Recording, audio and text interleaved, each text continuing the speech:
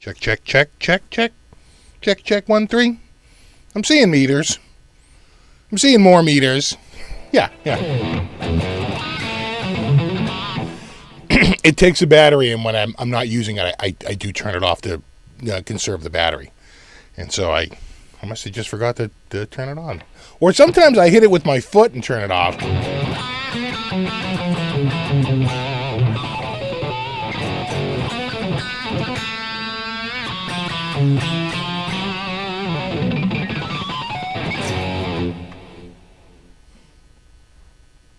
Now we're ready. I'm early. Technically, it doesn't start till right now, so. What's up, Gary? Yeah, there it is. I know, right? They are. There we go. What's up, Thrash Metal? Terry G. John Clark, Gear Junkie. Fret Zone. Bobby. All good? That's good, Matthew. And Cowtowns says I'm good. I believe him. Frank C.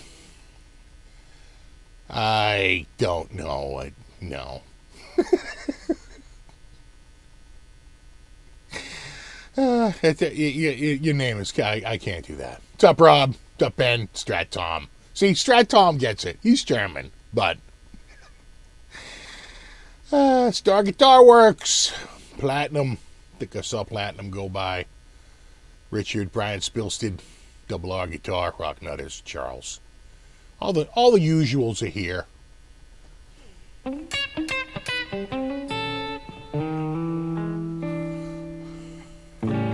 Sounds good? Good.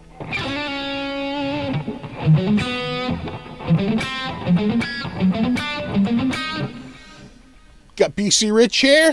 RJ, the Mad One. Zach Thong. What's up, buddy? John Lennon. Christian Hunter. Ben Neal. 10 Solo Music. Busting out the Vola. Yeah. Go to Shark Cam. Shark! He's like, calm down, bro. I'm mellow. I'm Stoner Shark, bro.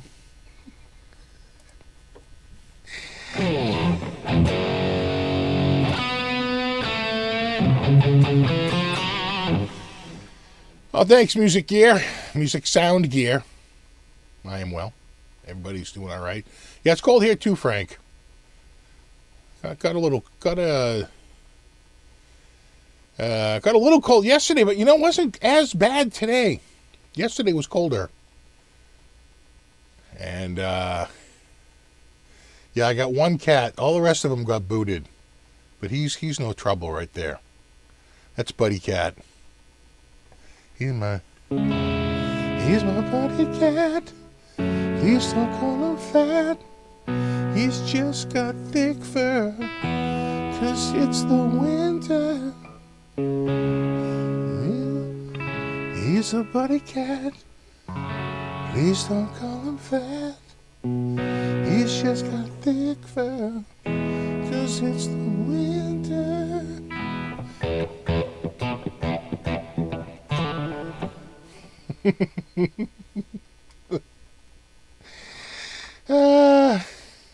It's like Weichenschlafler. It's like, I can't pronounce that. It's like me in a German cafe. I'm like, just this one, okay? Thank you.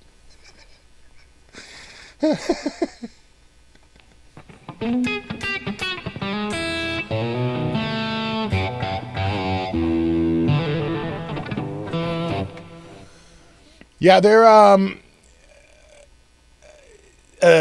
talking we're going to get a little bit of snow tomorrow, but not that much. We had some recently. It really didn't amount to too much.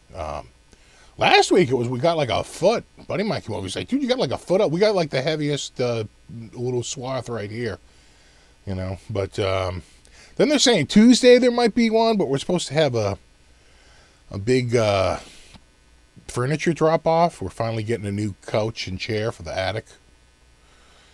Oh God, now gotta get that ready. But you know, everybody's home the next couple of days because of the holiday. Kids are home all week. There's no school this week.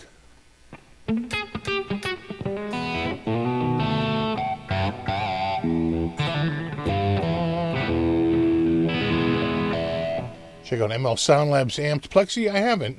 I do have some, I've been making more sounds than THU.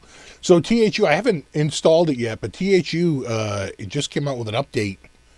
I don't think it really changes much other than the cabs. It seems like probably a bunch of bug fixes, but they say that their cab has like this new stuff that's coming out soon. Oh, thanks, RJ, for the new Gibson Guitar Fund. I know, right?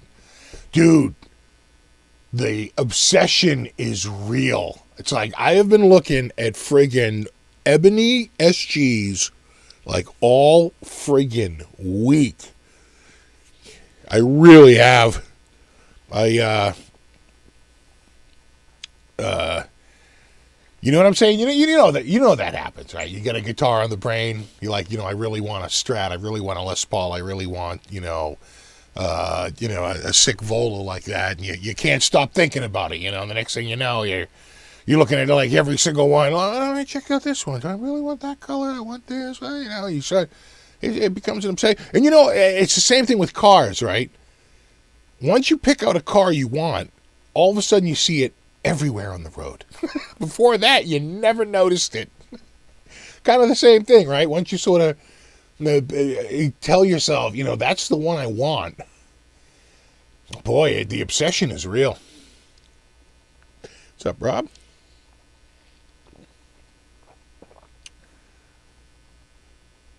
What's up, V-Sky? Ted says he drove through EVH's childhood home, Pasadena, today, yeah. I knew someone from Pasadena and actually went to a couple of the... She was almost embarrassed by it. She goes, it kind of dates me, but she's like, I would go to those parties, and Van Halen was the band. They were amazing. Oh, thanks, FXCB More. SG Footage, we got this. I know. 15% off this weekend. I know that there's a bunch of places doing guitar sales this week. I think Guitar Center's got a bunch of sales going on. President's Week is just one of those arbitrary sale weeks, but it is a thing. Vehicles go on sale, and there's a lot of sales centered around that. It's the first really big sale since Black Friday, or right before Christmas, the Christmas period. Then there's kind of a lull, and then it's President's Day. They find some excuse. Then it will be like friggin', there's almost something in every month. They try and find something.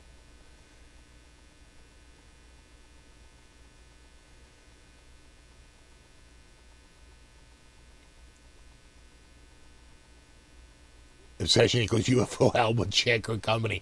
I tell you, it's the obsession gets real. You really do start to like. You're like, I think I like the cream binding, and do I like the white? No, I think I like the cream. Well, let's. And the other thing that you realize is that the inlays have changed over the year. They've gone, I think, a little bit more bluer and grayer in earlier years. And they sort of morphed into a more like gold accent in the, like a cream accent in the mother of pearl. They're really acrylic. But I kind of like the way they've looked for like maybe the last about 15 years, right? They made a change. Before that, once you get around like 2000 and prior, they look a little bluer, right? They don't look like abalone, but there is a a more like blue or gray or green cast to them, right? It's not quite almost a. Now I think of it, it might even be a little bit of a green cast, right, to it. I kind of like the more blonde, goldish highlights. They're all supposed to be white, right? But it's almost like the color temperature of the mother of pearl. As crazy as that sounds, you know.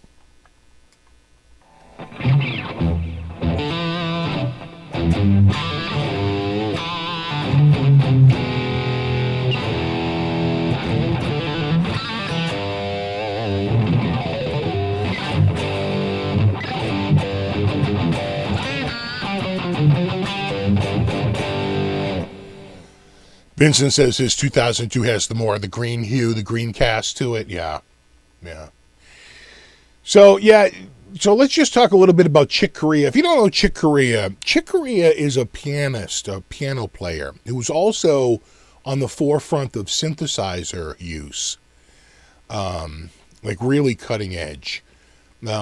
He probably got famous because he played with Miles Davis, as most people do, right? At some point, guys like John Scofield and Mike Stern and even Robin Ford at one time played with Miles Davis, right? And Miles was this like almost like graduate school for jazz players where you would go and play with Miles for 6 months to a year or maybe a couple of years.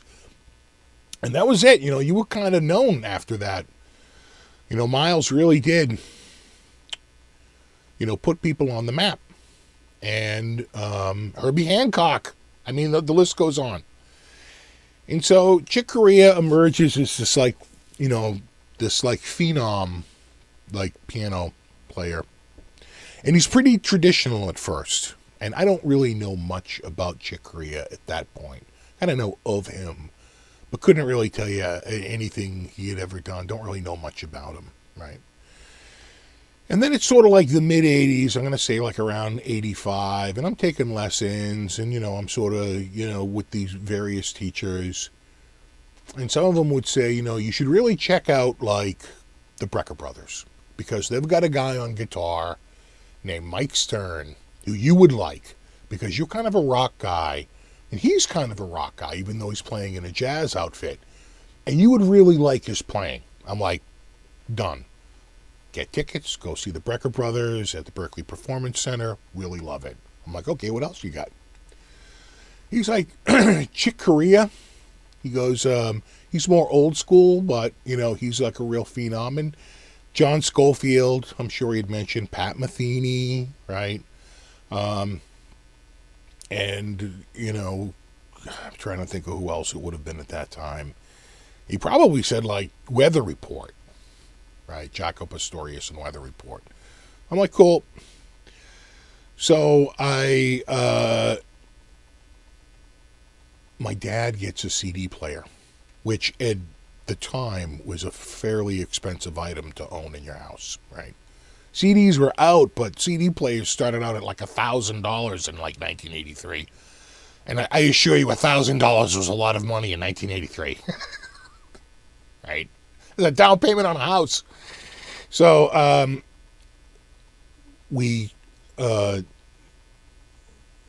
my dad gets a CD player, and of course, much like the SG this week, I am obsessed with the CD player. And like listening, everybody says there's no scratches. Everybody says it sounds unbelievable. And I am just like, I got to hear this thing, right? I got to hear it. So, but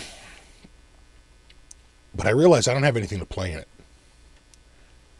So I go down to, I don't know, it was probably, if I had to guess, I either got it at probably Leechmere's or Popcorn or Record Town in the Dedham Mall. It might have been Record Town in the Dedham Mall. But there wasn't a lot of CDs. I might have even had it gone up to like Strawberries up in the plaza, at the Dedham Plaza, because it was a bigger store. And they carried like, you know, new emerging technologies, and one of which was the compact disc. And I was just so friggin' like obsessed with it. And of course, you get there, and 99.9% of the store is cassettes and albums, and there's a tiny, tiny little section of all the new compact discs. So there was not a lot to choose from, right? It's very, very small, selection. But I looked through, and there's a brand new one. Chick Corea's Electric Group. I go, well, here you go. It's Chick Corea, and it's the Electric Group, right? I'm going to be told it just came out. I'm going to be like a total hipster. All right, I'm going to get this Chick Corea, and I'm going to see what my teacher was all about. And it gives me an excuse to steal the CD player out of the basement and bring it up to my room. So I buy the CD, which I want to say at the time was probably like $7.99. I think albums were $5.99, and CDs were like $2 more. They weren't up to $10 yet. Get the CD, bring it home, take the CD player up to my room. Don't want to plug it into my stereo system and sort of draw attention myself, so I just plugged my headphones right into the front of the CD player. Loaded up the CD, pressed play, error. Then I was like, oh, wait, records go up. CDs go down. See, writing up, not writing down, writing up, right. The laser's on the bottom shooting up. Okay, hold on. Open it up. Flip it over so that the blank side is down and the writing side is up. And close it, and it loads up for the first track. And it kicks off, and I am just mesmerized. It is so freaking good. That whole album is just genius, right? It really is. Every single track is just amazing. It's a masterclass in almost like FM synthesis programming too. When I listen back to it now and I listen to the sounds that he's running, they're just so amazing.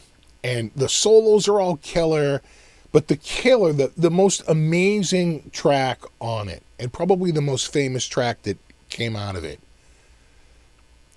was Gotta Match, okay, which is a jazz.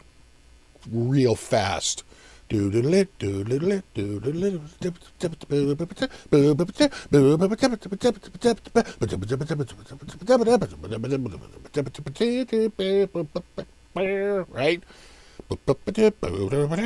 mean, it's really, really up-tempo. So I am just so into it, right? I'm just completely blown away by it. I'm way into it. And then I have an epiphany one day that really just changed my frigging musical ear, everything. And that was that it was a blues. That song that had just all over the place. I go, oh, it's a blues. This is a blues song. It's nothing like any blues song you've ever heard. It's, you know what I'm saying? But the more you listen to it, you're like, okay, the one chord, four chord, to the five turnaround, right? It's like, oh my God. Again, just expanding your horizons. A blues is nothing like that. And I'm like, oh my God, this is really mind-blowing stuff. Comes out with a second one, Light Years.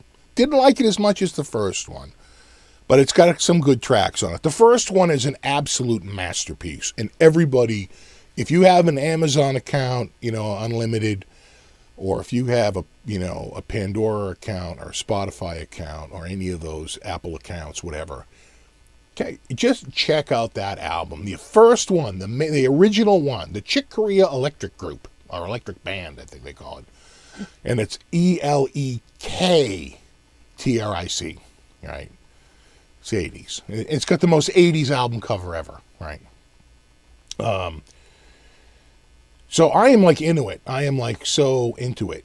And so I get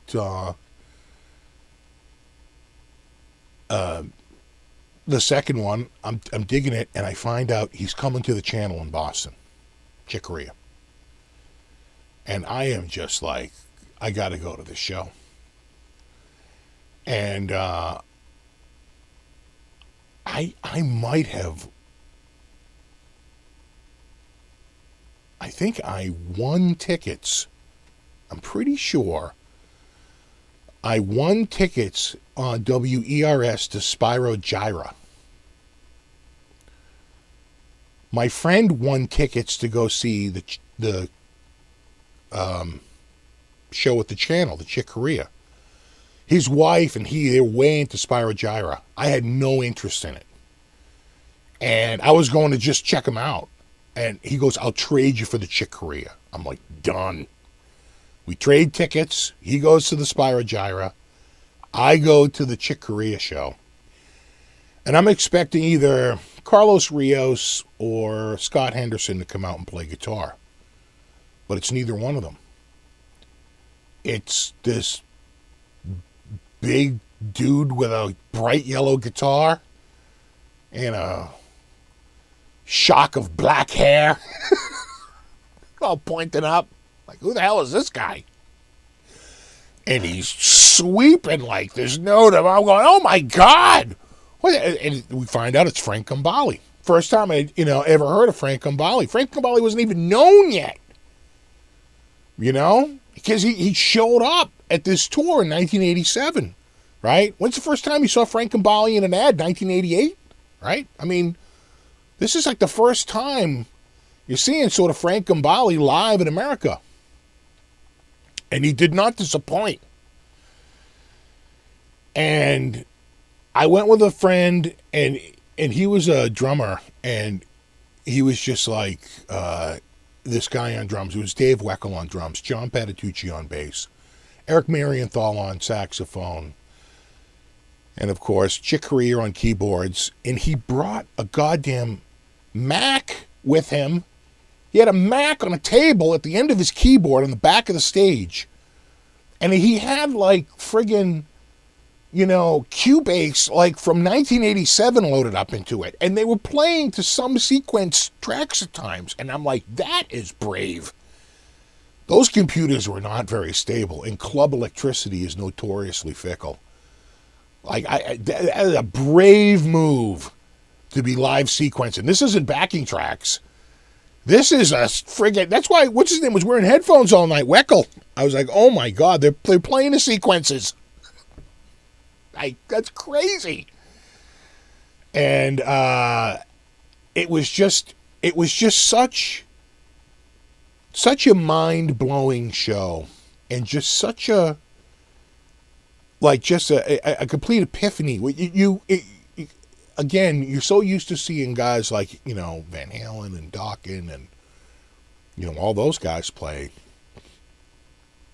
And it's a different thing, right? It's a lot of show, and there's some virtuosity going there. And, but again, it's mostly show, right? There's a lot of, as a friend of mine once said after an AC/DC show, were those cannons awesome or what? And I was like, yeah, the cannons were totally awesome. I want to dope slap you. yeah, it's focusing on the cannons. It's like, what is wrong with you? So, that was really start of my whole thing with chicken. Now, later on, I went to go see him with a friend of mine, I'm going to say around the late 90s, 99, 98, 99, 2000, somewhere around there. Solo piano act with a sax player. I forget the sax player. Was it Joe Lovano? I don't know. Maybe. I forget the sax player he had with him. And then that was the only time I got to see him was that one time in '87, and oh my God, they were so good. They were so goddamn good. And I just urge you to check out the Chick Corea Electric Band, the original album, to a lesser extent, Light Years. But that first one is just a goddamn masterpiece. It really is.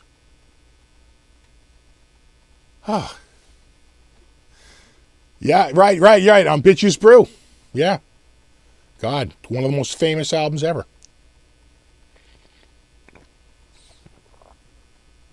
Yeah, the Cannons are okay, but the Bell really rocked.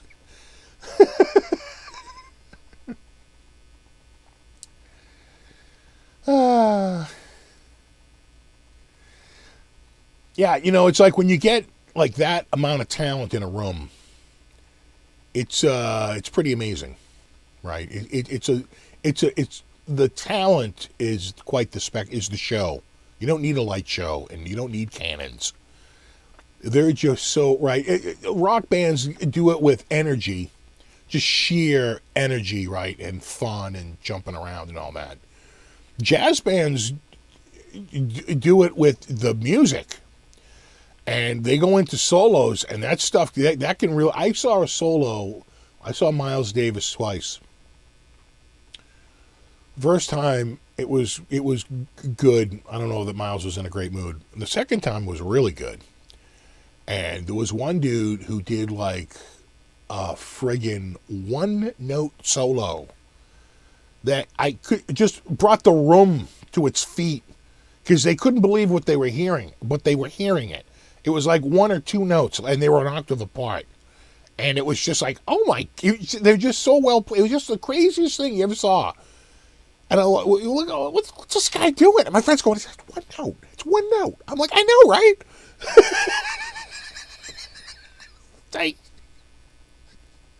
Yeah, then when he went to two notes, the place couldn't believe it. It was like erupting, Again, it does it with, you do it out of sheer musicianship, talent, and it makes all the difference. The album cover is definitely 80s, yeah. Oh, yeah. Oh, no, that's an 80s, that's straight out of Miami Vice.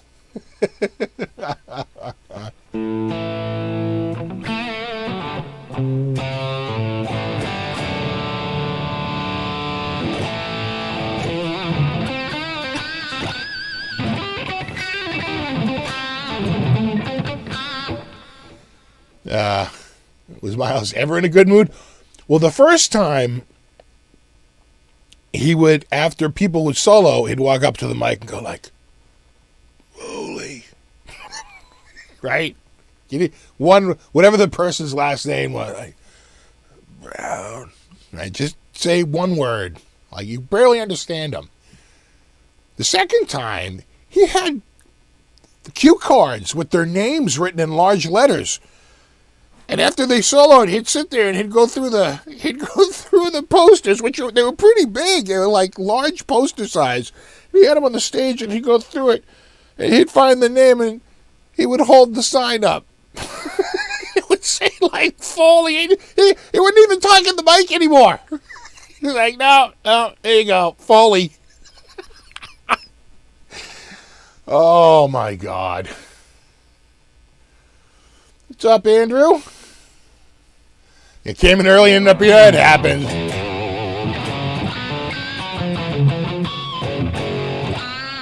What's up, Rain Blaze? Did you get that Black G? It's on my to-do list. I'm trying this. I'm working on it. I'm working on it. I got my best people on it. So I just wanted to say, rest in peace, Chick Corea, and check out that album. That's my favorite album. Other people will give you theirs, but my favorite is the original Chick Corea Electric Group. And my favorite tune of his is most definitely "Gotta Match," which is an infectious earworm. And I again urge you to check it out. Next up, I wanted to talk about, did you see that, Furch guitars, or Furch, F-U-R-C-H? Have you ever heard of their acoustic? You ever hear of them?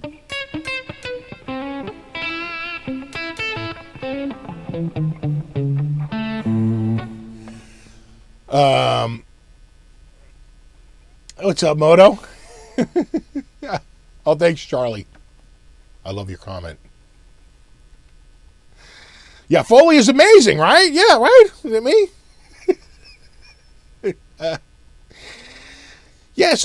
So 10 Solo, right, says he loves Furch.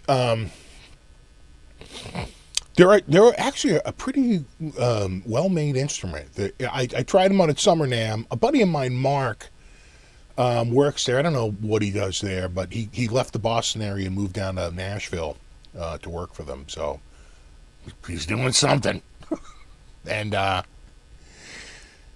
they came out with a silver microbial, antimicrobial treatment, where they put little silver particles in the finish. And I forget if it's silver, if it's silver oxide, right? I think the silver has to interact with oxygen, right? I forget now. But there is a thing, because we have sanitation, like, so I have one of those, like, Toto toilets, right? It's like a, you know what I'm saying? They're like a toilet that has not the toilet, but the toilet seat, like, has a bidet built into it. Well, any place you have water and you have urine and feces, you've got to be careful. So they put a big block of silver, like a silver oxide, in there. And every time it runs, they run water over the whole assembly, over the top, which drips over that silver and, like, sanitizes. It's an antimicrobial. It kills microbes. And they right, and it's used to sanitize that thing so it never really gets out of control like that. They use it in socks. They use it in some clothing, too. It's the whole thing about, the whole thing is, oh, yeah, the acoustic band is good, too. Brian, yeah, that's true. The acoustic band is a trio, and like Brian saying, you can't go wrong with Patitucci and Wackel. You really can't. I mean, top of their game. So, they make silver impregnated in, like, socks. That's why that whole copper thing is such a joke, because copper doesn't have the same effect. Silver really does have an antimicrobial, and that makes a low odor, right? So Furch, I guess, if I'm pronouncing it right, or Furch, I think. I'm just gonna. They should put out rhymes with birch. Okay, I'm just saying. It's also wood, and it would let everybody know how to pronounce it. They're putting, like, an antimicrobial treatment on their necks. And I don't, so it begs the question, why? Right? Is it just a response to the pandemic? Is it a thing where they just think that guitars can be a little unsanitary, and especially if you're sharing guitars? Maybe it's for a specialized market, like schools, right? Kind of like where you would be sharing an instrument with other people. And it's a way to sort of sanitize it. So maybe it's a specialized market thing. Like for stores, right? If you go for lessons and they provide an instrument or something like that. I don't know. It's kind of a weird thing. Do we really need it? I don't know. First used to be called Stonebridge, if anyone cares. I don't remember Stonebridge. Yeah, COVID's safe, right? So,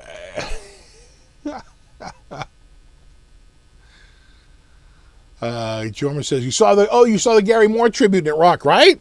That Gary Moore tribute does rock. If you can get it sometimes it gets blocked in your area.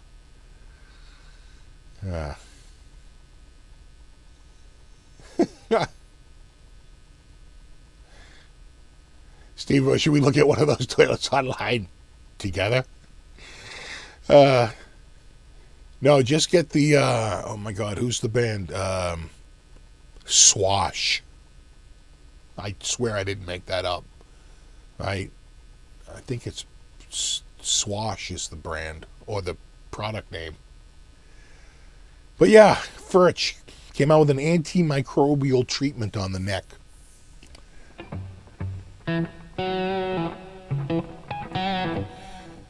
FXBB says, let's look at the SG. Yeah, maybe we can. Now, what can I do? Can I just bring this over here and go to Gibson, and then to, I think it's actually in the modern collection. Hold on. There we go. Yeah, right here. Oh, yeah, hello. Oh, yeah. does look good. Wicka, wicka, wicka. It's looking good.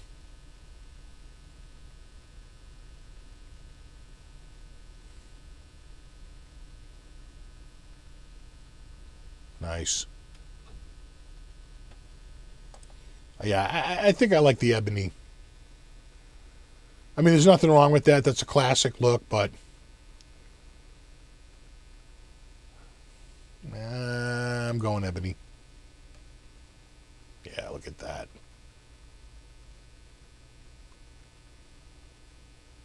Looking good. The kidney tuners. Probably, what is it, a 490, 490T? What do you got there? Yeah, 490R, 490T. Right there.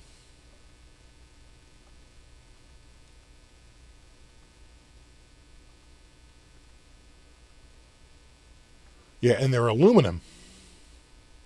Right, they do the light.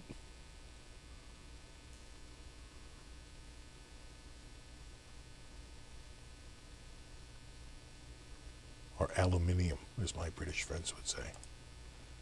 They're like, don't say aluminum. It's aluminium. We literally spell it different. Yeah, it's rosewood.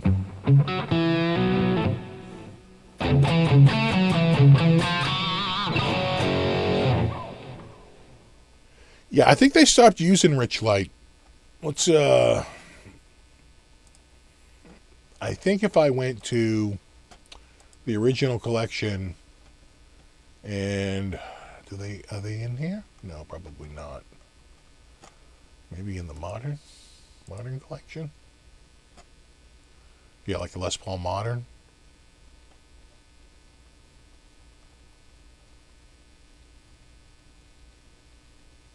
Ebony. Yeah, I don't think they're using rich light anymore. I'm pretty sure they stopped it. I think they felt that just, it was a thing for a time and, people really preferred the ebony. They went back old school. Even though this is modern, they're not using rich light. I think the rich light days are over. Because that looks like, right, totally modern. Looks like a dark. Could be rich light. Let's check. Is it? Is it? No, it's ebony. Ebony.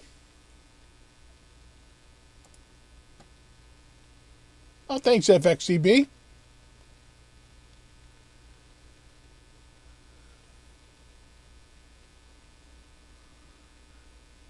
Yeah, pretty sure they're all back on that. That looks like rosewood, and tis rosewood, a fragrant, close-grained tropical timber with a distinctive fragrance, used particularly for the making of furniture and musical instruments. And probably under custom shop are the customs. And I'm going to guess that, that's the 57 reissue. You don't want to reissue because, of course, it's going to be ebony on the reissue, like the 68 reissue, because that's the original spec. Rich light wasn't a thing. What I want to know is like the Les Paul custom. See? Ebony fingerboard. Ebony fingerboard. Ebony fingerboard. Ebony fingerboard. Ebony fingerboard. Do they do a rich light? No, it's ebony fingerboard. Telling you, I see ebony again. The Axis ebony fingerboard. I'm telling you, I think the rich light's over. I haven't seen it in like at least a couple of years now. I think it right. Well, let's just see this one again. Though it's a 63. They're not going to do the 63 without doing ebony. Hey, what's up, Blackjack? Right? They're just not.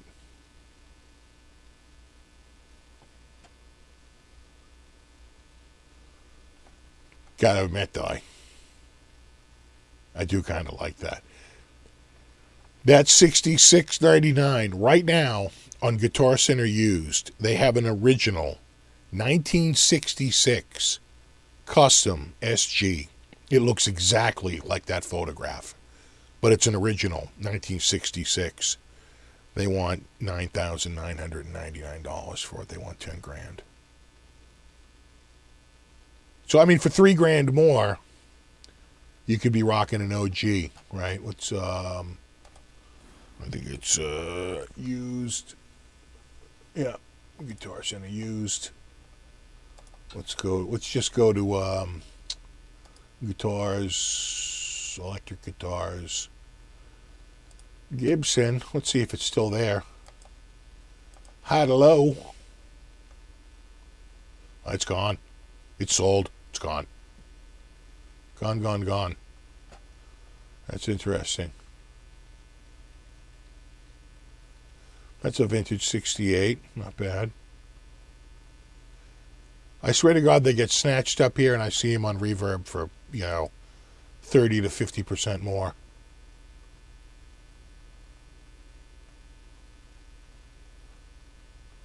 So I think they were using the photograph for another guitar by accident. Let's see if we can see it. Could have sworn I saw it twice in the lineup here. Just like a mistake. Well, I'm not seeing it. Probably because they pulled the photo from the... That's a 70s. That's very interesting. I think we looked at that last week. Yeah, I'm not seeing it. Here's an SG standard.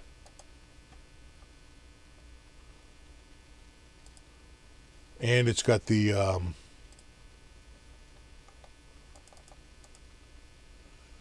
cream binding, which I like. I prefer that on the SG. Kind of prefer it on the standard too. I like the more custom, more classic look like that. Anything else down here? No, we're getting down there. What's their cheapest Gibson right now? Wow. I mean, you could have got a Gibson a year ago at this time for about $599. And that's pretty much your cheapest right now. Stock is down. Prices are up. In fact, they had one up here just even about a month ago that was the double pickup version. I want to say for like $625. You got to keep your eye on the stock. That's how you know whether you're paying or you're overpaying. You got to keep your eye on the stock. Anyway. And I'm back.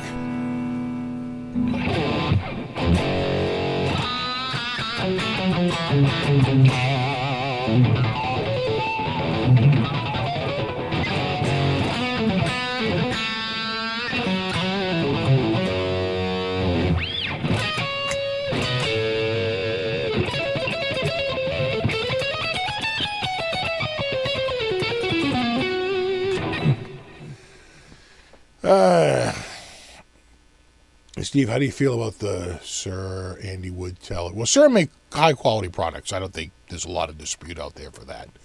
Some people feel they're a little overpriced, but most people feel that they're just a really high end guitar with a lot of attention to detail, and that's what you're paying for. And I had a friend who bought a Suhr used. He said the finish started falling off of it, and he wrote the company and said, is there any way I could get you to repaint it? And they were like, yeah, no problem. And he was going to pay for it, but he sent them the guitar, and they sent it back completely repainted, and they're like, no, it's full lifetime warranty. You're all set. He just had to pay to ship it there, and they even paid to ship it back. And he goes, it's like a brand new goddamn guitar. It's like, that's pretty good. Is Rich Light still good? I don't know if it was ever bad, but people don't like, you know, shredded newspapers mixed with plastic. That's basically what Richlite is. It's a countertop material that you know, but Richlite is actually a pretty good material. It's very similar to wood, but it has a superior durability to it. But it's flexible, which is why you can put it in the neck and adjust the truss rod, right? You can't go too stiff or else you won't have any flexibility. And you can work the finish to feel like wood, like a matte wood finish. So, you know, Richlite you know, guitar players are purists, and Gibson of all companies is a very purist kind of brand, right? That's what people just like, the OG stuff. They just really do. So, and they've always had the ebony on any of the reissues. It was just the main ones, but they've all switched to ebony. They're done. They're moving on.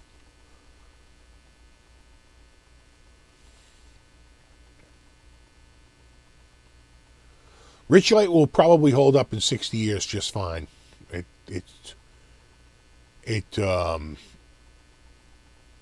It's designed for countertops in restaurants where you can see countless customers every day and banging, you know, metal and porcelain objects off the surface, things that are fairly hard.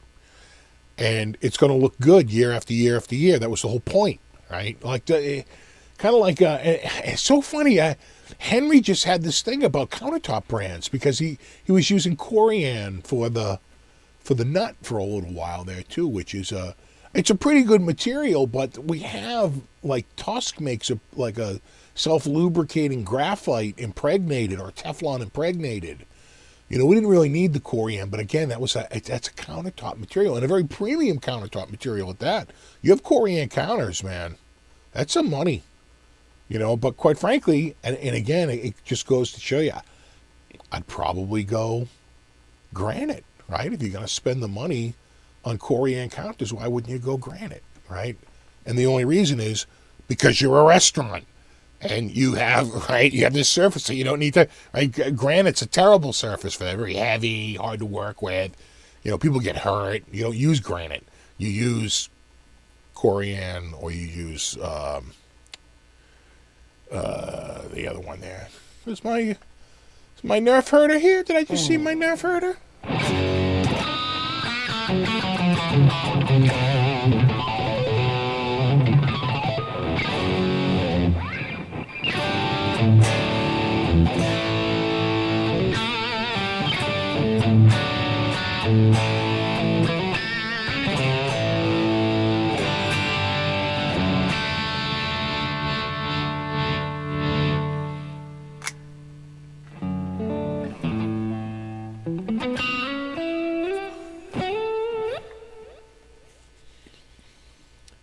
Richlite is very color stable over time. Well, that'd be important, you know.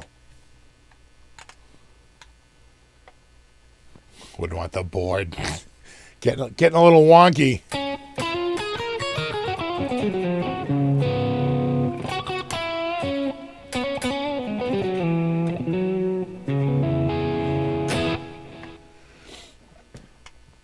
Oh, so I had a computer system across the room here, a Lenovo, that I bought brand new in the spring of 2016. You know, it's been working okay. I was using it as my main sort of like, whatchamacallit computer, video editing computer for a while, because it had a GTX 960 in it, and, you know, it was okay, but I wound up, you know, I'd get errors sometimes, and sometimes it wouldn't finish, and so I wound up building the system in the attic, the AMD, with the, you know, 8-core, 16-thread, all that crap. So I got this one over here, which is a sixth gen i7, yeah, like 67, 70, I think. Like, okay, whatever. And, but when I built this system here, this new one, you know, I wanted to make sure that my thermals were okay, and I I ran a little test, right? I opened up a thermal reader. Oh, there he is. There's Agglefish. What's up, my man? And I was, on this system here, it was like cold as ice. I was like, damn, it's pretty good thermal. It's like really, really good. Like maxed out. I couldn't barely get past like 50 Celsius, that's really cold, for a PC. So I said, just for shits and giggles, let me try it on the Lenovo, and I ran it, and it shot up to 71, and I shut the test down because you're really not supposed to go past 65 on Intel. You can go to the low 80s on AMD, but Intel kind of want to be at 65 and below, So I said, you know what? I'll bet the thermal paste is worn out, right? And I got thermal paste like crazy around here. I've been doing a lot of computer work. And I got the new M4, latest tech. Let me just scrape off this old one. I'll throw this new M4 thermal paste in there. I'll be good to go. Hey, what's up, Mickey? So, hey, what's up, Landon? Just saw you. And so I get the PC over on this little table right here. I open it up. I take off the friggin' heatsink, and the top of the chip is completely clean. Except for two little dots about the size of a match head on the corners. And I was like, those sons of bitches, they never tighten the heatsink down all the way. Or they just didn't put enough stuff. I mean, it was complete. I turn over the heatsink and it's untouched, like the day it came out of the factory. That perfect square in the middle. But it's hard as a rock now. I got to scrape it off with a razor blade. I'm going, oh my God. That is crazy. How is that even possible? How did this system not just literally melt down? I mean, I was running Premiere and rendering 4K video with my new 4K video rendering machine. Oh my God. I must have been CPU throttling like crazy.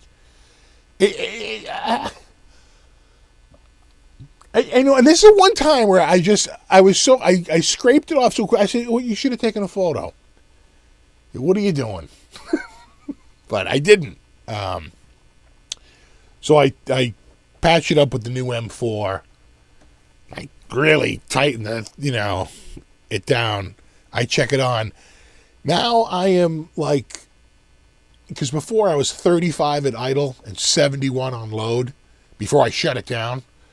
Now I am 15 to 17 because it's cool in the basement and it's the middle of winter.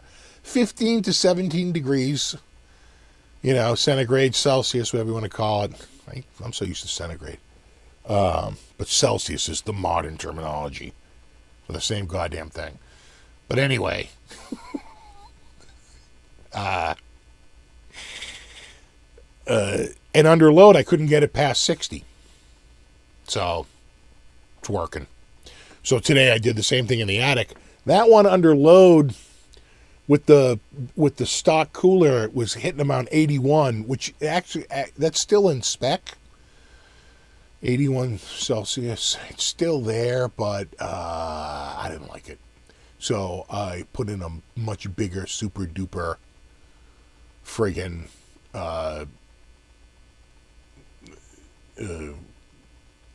CPU cooler, cranked it all down, fired that up, and again, that's a good 10 degrees Celsius cooler, and I couldn't get it past about 65, 67 under full load. So you feel better about it because your processor will still work, but it will start to throttle down, and you will beat the shit out of it. I mean, that thing will not last. You will start to get errors. You'll literally degrade the silicone, right? It can't take that heat. So it was worth it. Anyway, that was my week. Did you guys see about Mathias Asado?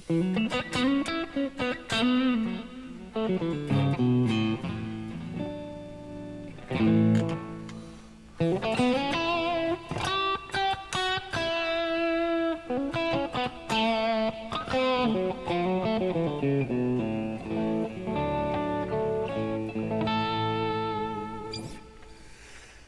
he's going to take a little break. You know, I you don't blame the guy. You know what? You just get like I said. You know, if you have the same thing day after day after day, eventually you do get sick of it. You really do. And you know, I'm sure he's just tired of it, right? You just need a little break. So I get it. He cut out Instagram. I mean, I don't know that you have to like kill your account or do anything like that. I just say, you know what, guys, I'm gonna take a little bit of time off. That's all. You know, it did feel like a little bit of a drama, but you know what? He's probably feeling that, right? That's the thing. He probably is a little angst-ridden about it. You know, but it'll do him some good. I know the feeling.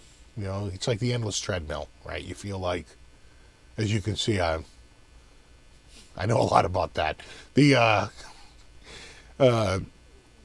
you know what I'm saying? It really is, you know, sort of that's why, you know, I worked in an industry where you had cases, right? It was sort of one thing, but then it had a beginning, a middle, and an end, right? It's when, where's the end in sight on this? I guess this is what I'm doing for the rest of my life. And, you know, you start, like anything, you get sick of it, right? I'm terrible at pronouncing his name. Is it Mathias Asado? Someone help me with this. Someone will find it and type it up here. What a phenom, though, right? Here's a guy who burst on the scene probably 5 years ago and really made a mark for himself, had a very distinctive playing style, you know, really amazing chops. He got on touring. He, like, just really rose through the ranks pretty quickly. And, like, was quickly on, like, you know, global tours. And, you know, the dude is just a phenomenal player. And, but he's young. And, you know, it's funny how that works. You're all gung-ho until you burn out of it, right?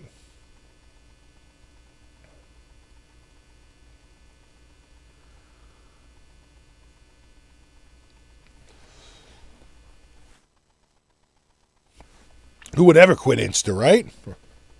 Right, Agrifish? That's just crazy talk. But how would we communicate?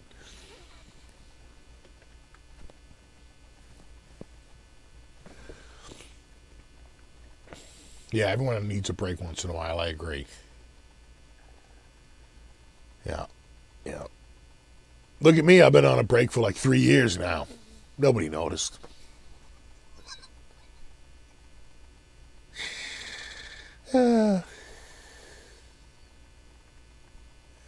Steve, I see the strings on the Vola come out nice straight. Yeah, they got a good little. And there's no string trees too, right? Because it's got the staggered tuners right there, a little higher at post down here and a little lower down there. They're staggered like Tom Brady getting off that boat. Good for him. You mean drinking in the sun on a boat gets you extra drunk? What?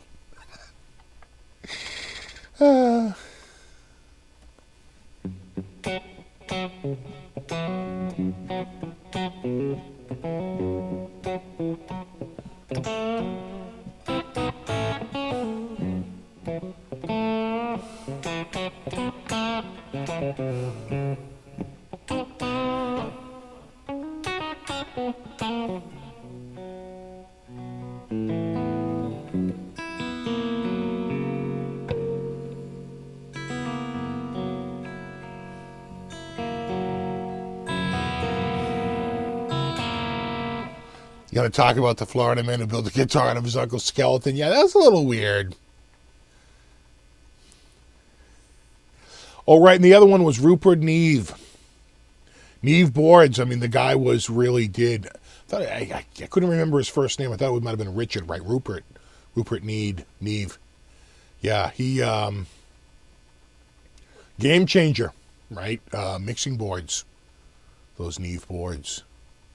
Roof update. It's too cold. They can't do the roof until it's at least, I think, 45 to 50 degrees out, and we're not going to see that for at least a couple of weeks. Ever play a GNL? Yeah, but I think I got the import one.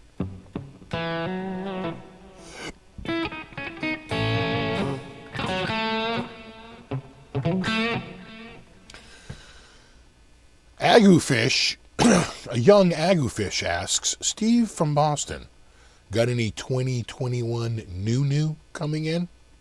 Glad you asked, Hunter. Well, I'm working real hard on getting a Gibson SG in ebony. I got my top guys on it. And then, maybe something Kramer, maybe something Epiphone. I know Vola's going to send me out. I'm going to send them back. I'm holding on to this one for a little while. And they're going to take back the black one that's pretty much exactly like this, except black. And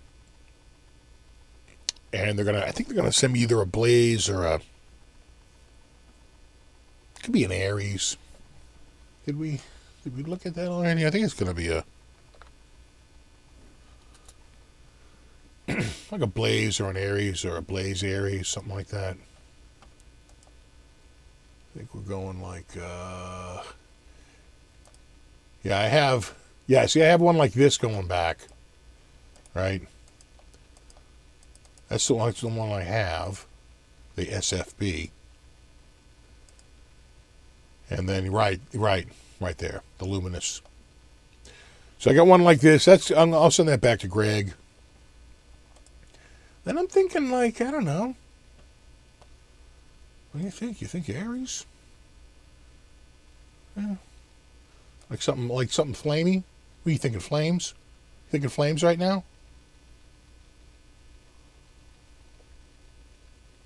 Maybe something a little flamey?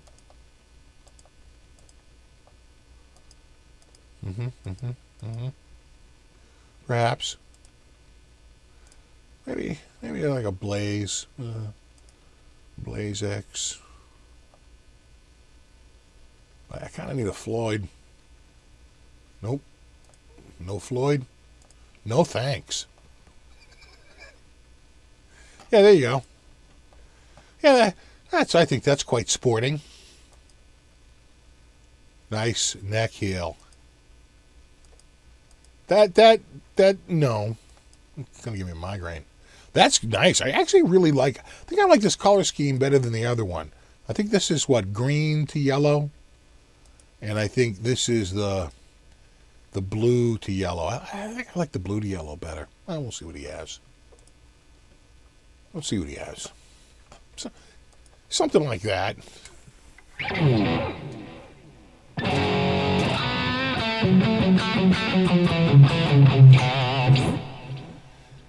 Give me more time to the Epiphones and Volas. Well, I play Strats all the time.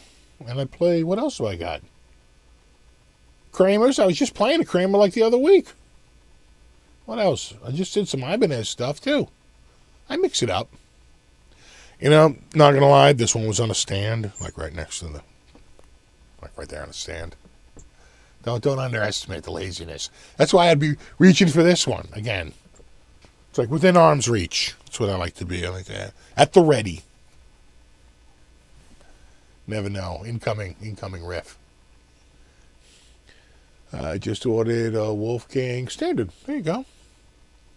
I see them out there once in a while used for about a hot minute and then they're gone.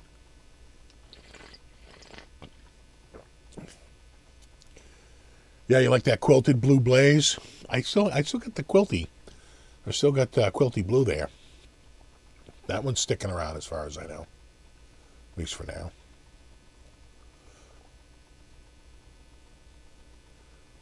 Yeah, because when I play, yeah, Ben's reminded me, I played the telly recently too, didn't I? Didn't I have the telly out here? Could have sworn I did.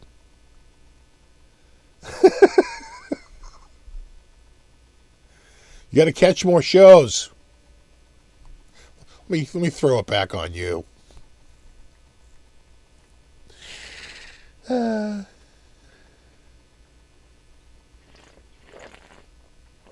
That is good coffee. Starbucks.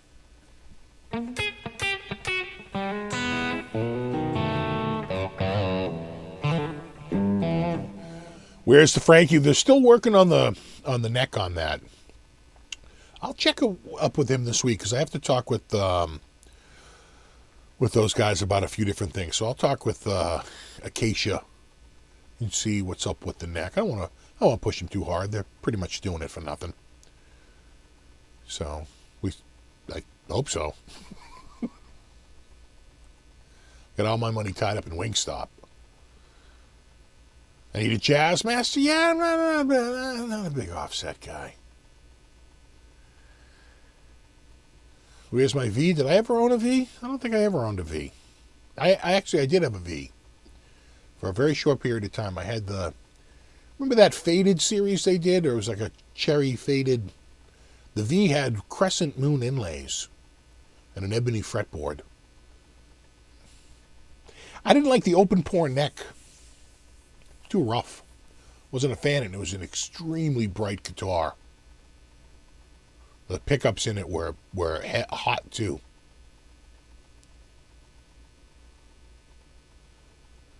Okay, it says just bought EVH 5150 striped on Reverb yesterday, $13.99. Hard to find these days. Yeah, they kind of are. Everything EVH is, I think, a little high in demand right now. What about Gibson quality control at the moment? It's been fine. I haven't seen anything.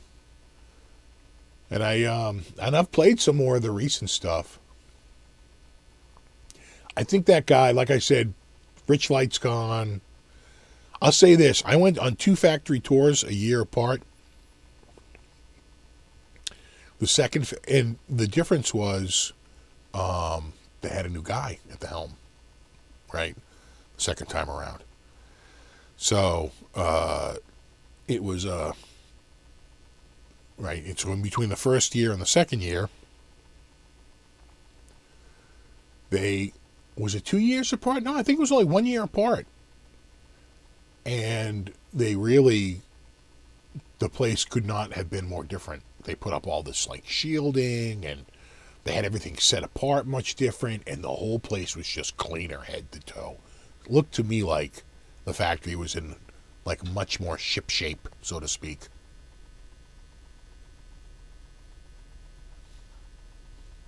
I need an Explorer. Yeah, I do like the Explorers. I've never owned one, but the Van Halen played the Explorer in the first couple of albums. Van Halen was a Les Paul and an Explorer guy, but that's what everyone was doing then, right? In the 70s, so he wanted to go his own way. Should Vola make a V? Maybe, but to get around.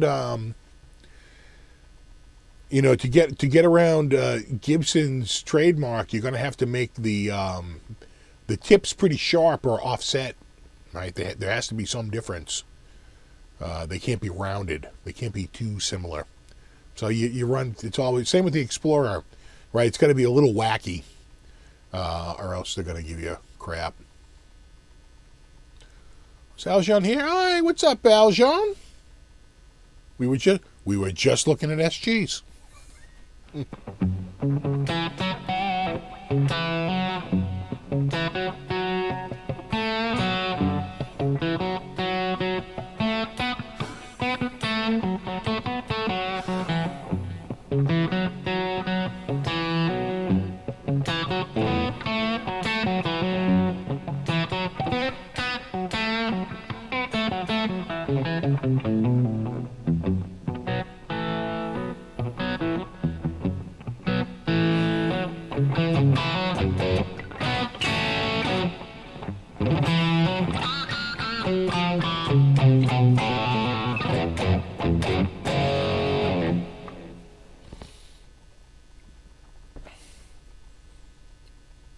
I see that, and I appreciate that.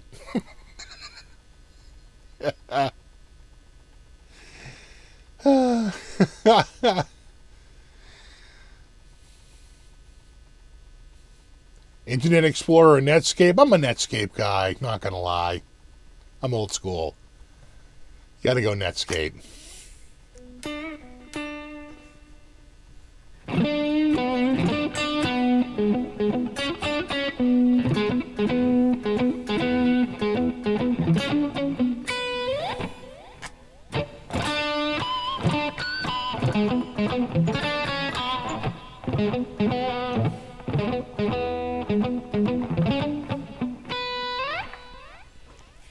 The funniest was, I remember back in the 90s reading some legal documents between the Netscape lawyers and these other lawyers who Netscape they were in something, but the lawyers for that other company were so bad, and the lawyers for Netscape were so good.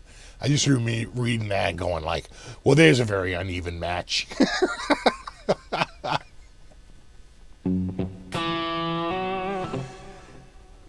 So let me ask you this. I got a question for y'all.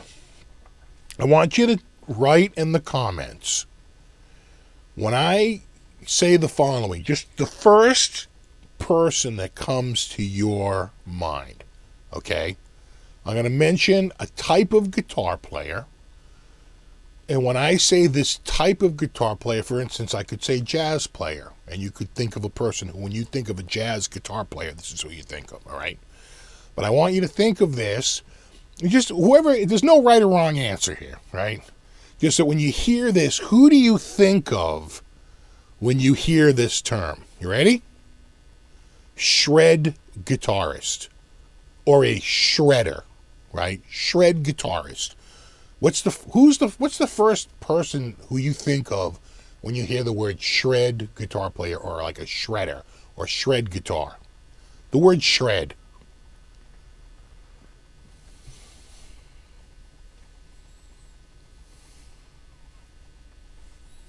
Seeing Van Halen, Tom Brady, interesting choice. Yngwie, Steve Vai, Yngwie, Eddie, Vai, EVH, Paul Gilbert. Buckethead, good choice. Yngwie, Steve Vai, Paul Gilbert, Steve Vai, Paul Gilbert. Buckethead, EVH, Yngwie, Nuno, Red Beach, Yngwie, Steve Vai, Paul Gilbert. Angus, bold choice. Paul Gilbert, Steve Vai, Yngwie, Paul Gilbert, Yngwie, all day. Paul Gilbert, Petrucci, Gambale, George Lynch, interesting, because I think Lynch too. Eddie, Jason Becker, Paul Gilbert, Malmsteen, Nuno, Gilbert, Yngwie, Paul Gilbert. It's going a little fast. Yngwie, Vai, Paul Gilbert, Malmsteen, Satriani, Dimebag, Nuno, Yngwie, Jason Becker, Yngwie, Steve Vai, Greg Howe, Paul Gilbert, George Lynch, who, quite frankly, I think is a bit of a crossover. Alan Holdsworth, Paul Gilbert, Steve Vai, Paul Gilbert. Again, Guthrie Govan, again, I think that's a great answer. Nick Jonas, yeah. Zach Wilde, sure. Sean Lane, absolutely. Tony Iommi, Alex Skolnick, Ian Thornley, Frank, I think he means Martino, or Marino. I thought it was Martino. Maybe there's two of them, and they names Vi wins, Marty Friedman, Lynch, Malmsteen, Bonamassa, interesting, Zach, Michelangelo Badio, there you go, Satch, Gary Moore, Jason Becker, Randy Rhoads, Ollie Herbert, Lane, again, Lane, Willie Nelson, sure, Hammett, her, Jason Becker, John Five, DeMartini, Sean Lane. Sean Lane. Joss Allen. I think that's a great answer. Malcolm, Roy Clark. Roy Clark was a bit of a shredder, wasn't he? Yeah. Michelangelo Badio, Marty, Jeff Loomis, yeah. Andy Timmons, Sarvitos, and Abassi. So I think my point is, what does it mean to be a shredder? Does it merely mean to just play a fast run, right? Or is it a particular style of guitar? So I think for some of us, Eddie Van Halen even though he plays very fast, he wouldn't be considered a shredder because he's just got too much blues phrasing in his playing. Where Vi doesn't. Where Vi is a shredder. And again, because it goes back to what I think is the OG of shredders, Yngwie Malmsteen and the neoclassical influence. Right? It really kind of starts in 83. To me, when I hear of shred and shred guitar player, I think of Paul Gilbert, Steve Vai, I think of really Racer X, right? Kristen Pelletiretti, Vinnie Moore, Greg Howe, anyone signed to Shrapnel Records, you know. But I don't know. Eddie Van Halen never really felt like a shred guy. Even Randy Rhoads felt more shred. Just because he was a little bit more four on the floor and again had a little bit more of that neoclassical influence. But I wouldn't even consider Randy really a shred guitar player. To me, it really started with Yngwie Malmsteen, right? And his appearance with Alcatraz.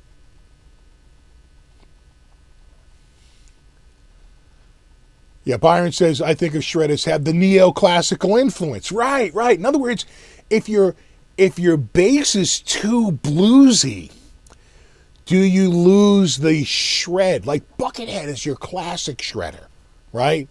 Not really a blues guy. Could he play blues? Of course, he can play an amazing blues in his sleep. But most of his stuff is more shreddy, right? Lots of long passages, lots of 16th notes in a row, right? Joe Stump, another guy who's like kind of like a shreddy guy. Michelangelo, like more of a shreddy guy. Satriani, Vai, and George Lynch to me are crossovers. They kind of have like, you know, a hand in each basket, right? They're a little bit shreddy at times, but they can pull out the blues stuff from time to time as well. See, to me, Vai and Satriani are a little bit more crossover, right? A little bit less able to put them in one container.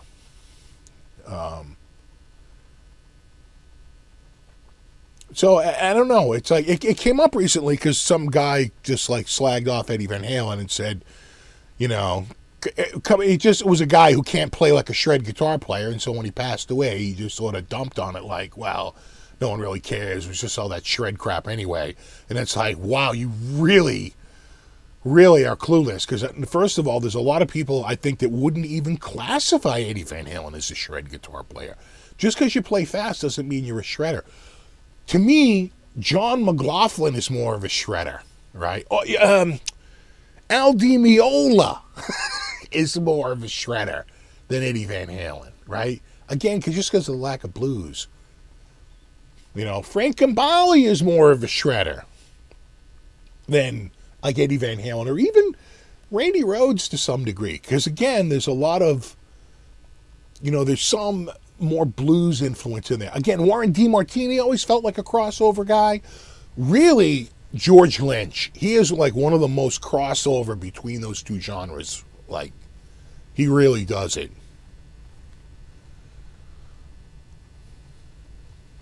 No one said Slash. Yeah, interesting. Again, because Slash comes out of more of a blues-derived place, right? His playing is a little bit more blues-derived.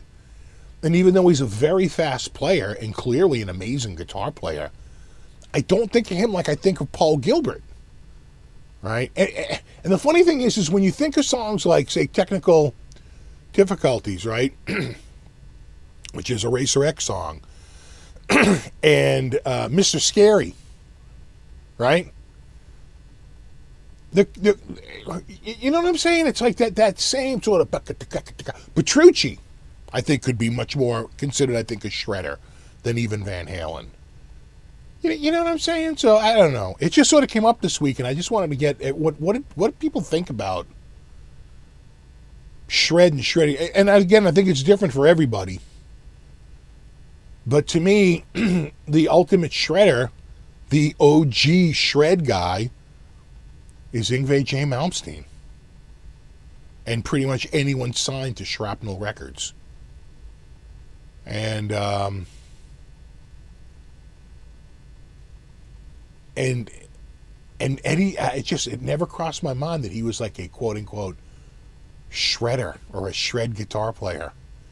You know what I'm saying?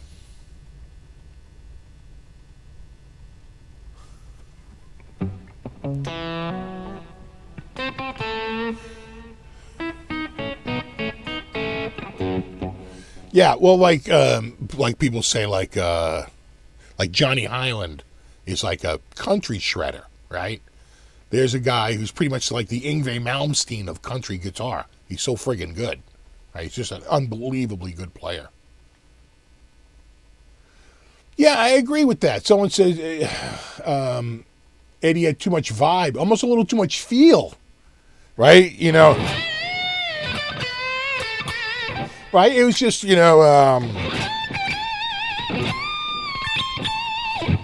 it's just again a little too much. Yeah, see, Satriani's a little bit more of a crossover, right? A little bit in both sides. Because I don't really think of Satriani songs like Yngwie songs. They're very different. Very, very different. Or even like Chris and Pelletretti or Vinnie Moore or who else? Greg Howe.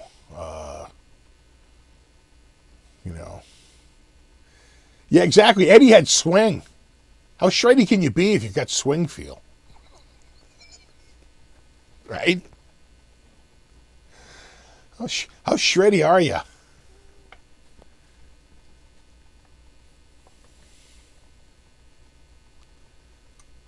Yeah, Lukather. But see, I don't think of Lukather as a shred guitar player. Not in the style of like, he's almost like too versatile. Shred to me is a little bit more limiting.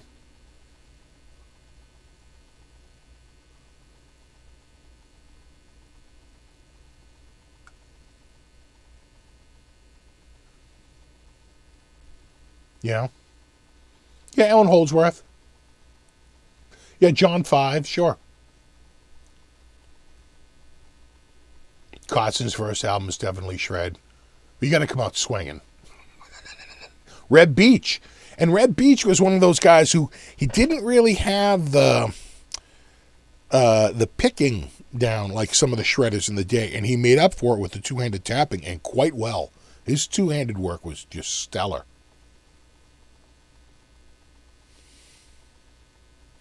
Vinnie Vincent probably was a little bit of a shredder, but he lost his shredding ability pretty quickly, and he was pretty sloppy pretty quickly. He had a period where he was pretty damn good. I'm going to say like probably around 84 or 85. But then I saw some of his stuff later on, and man, his playing had really dropped off.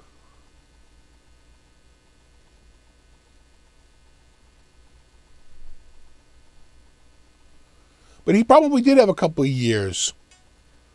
good years. Yeah, Neil Schon.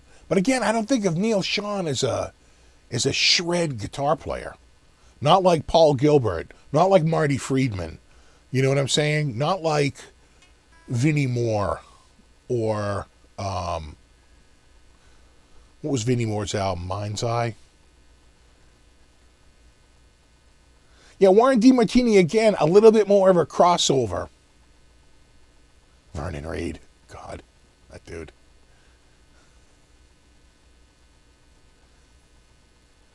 Problem with Vernon Reid is he just seemed to be moving his right hand as fast as he can and just moving his hands around. Sometimes I wonder if, I don't know, sometimes that dude.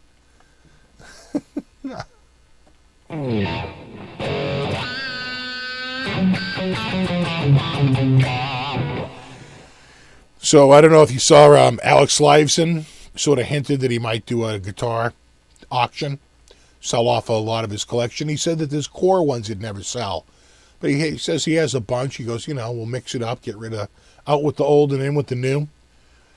And he said, he'd do it for charity, right? And so it'll be interesting. I don't know if it was talk or if it's ever going to happen, but sort of made the news this week that he was like, yeah, maybe I'll do one of those charity auctions and, get something out there.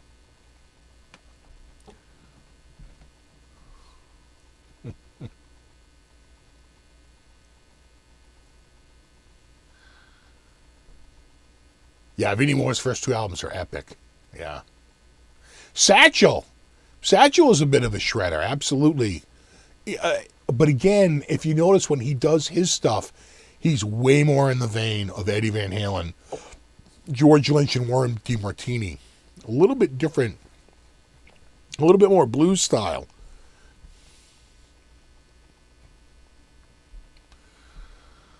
Yeah, I wouldn't call Justin Johnson a shredder. He's a slide player.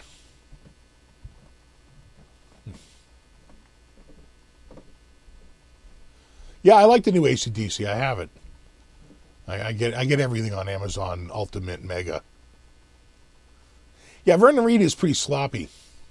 Like really all over the place.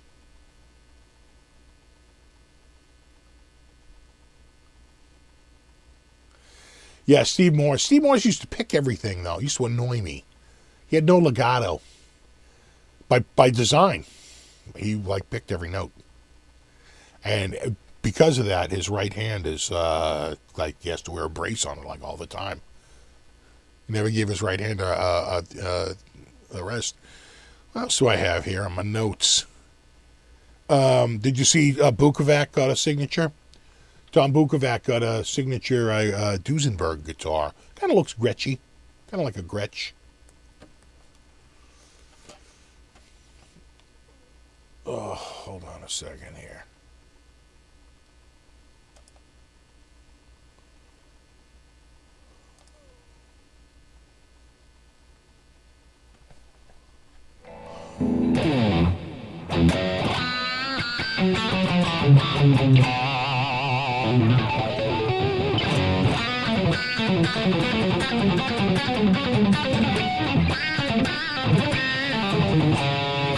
Oh yeah, Vivian Campbell. Oh my God, I would call his playing on the Dio records shred, without a doubt. Yeah, and quite frankly, I would call a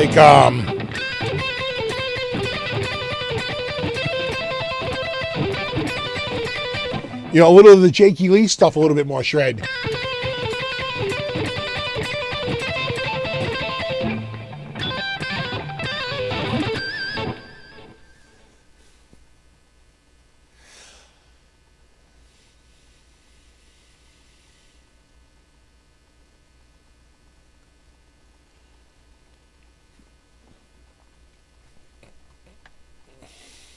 Yeah, Rainbow in the Dark, really good.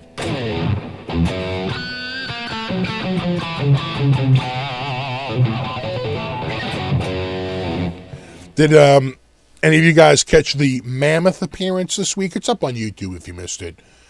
On Jimmy Kimmel. So I think that's their first live appearance. And he was clearly singing live. That was a live performance, which you can appreciate. God, so many lip sync performances, but he knows he could never do that. God. But yeah, I think I thought it sounded pretty good. I think they said that they're going to be an album out in June. I want to say June. Did I write it down? June 11th. On a simple piece of parchment here. Did I write down the date? No, maybe I didn't.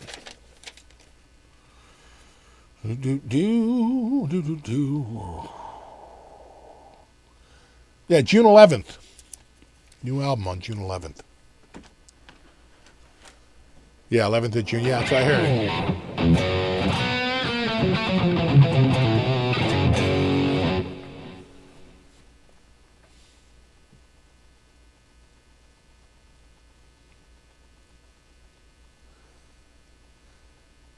Yeah. No, I kind of dug it. And I don't think that they've appeared before that. I'm pretty sure that was their very first appearance live.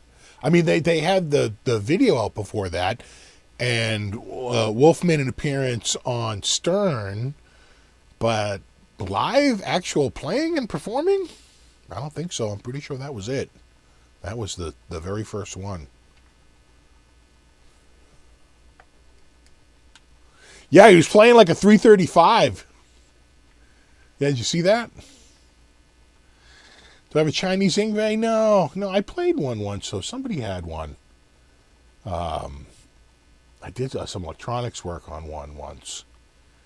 It was rough. It had a pretty thick neck on it. And, polyurethane, pretty heavy. It was very, very shiny.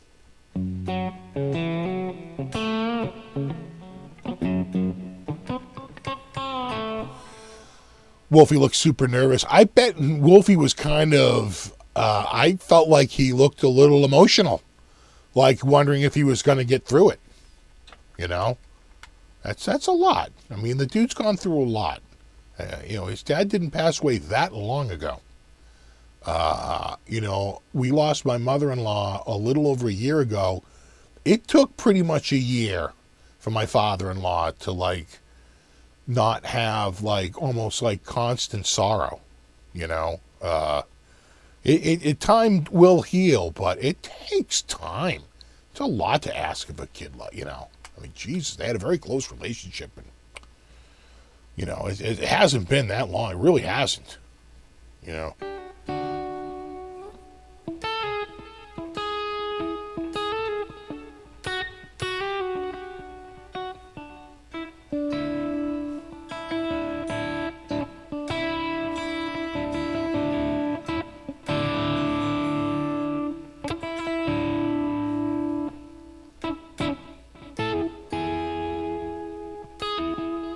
Hey, what's up, Amanda?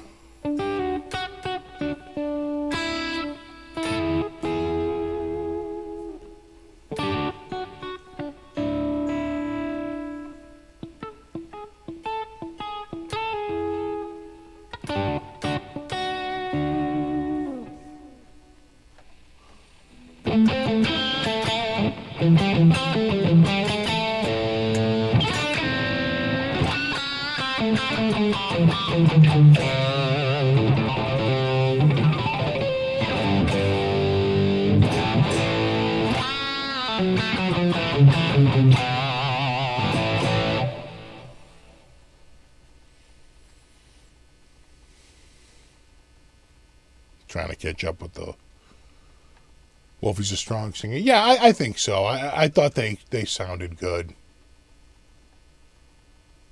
Yeah, exactly, Josiah. It takes time.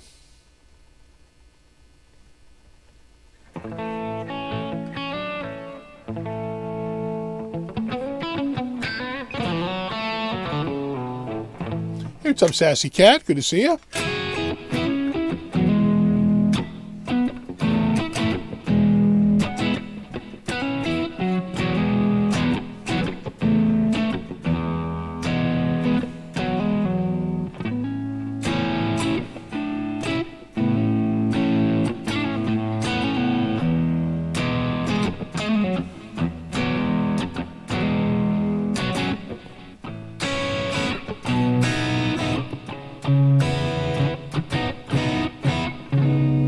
What's up, T. Jackson?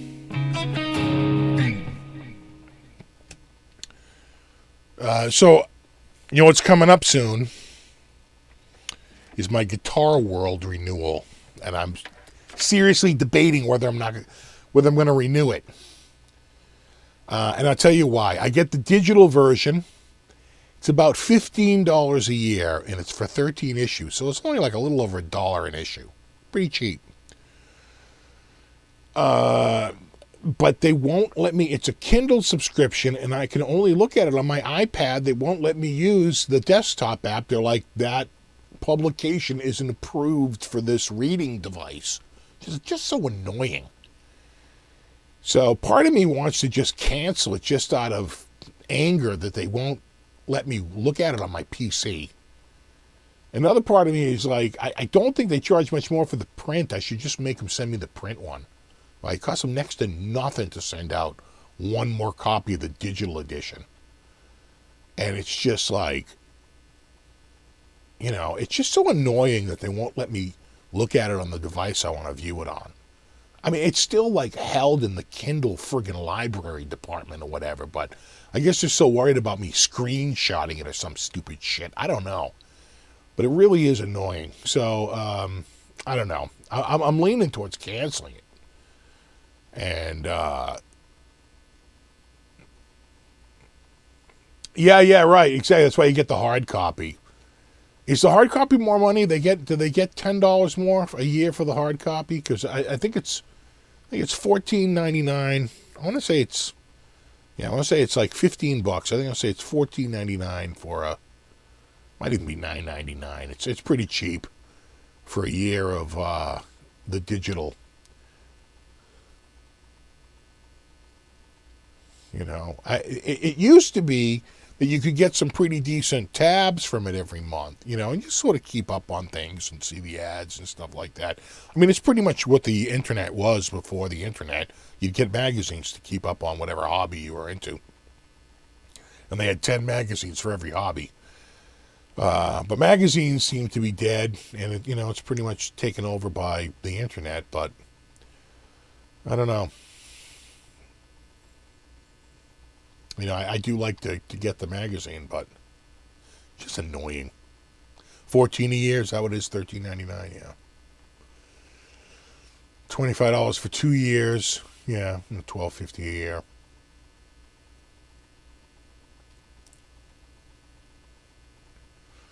Paid $40 for the EVH guitar player on eBay because you couldn't find it because of scalpers, I know.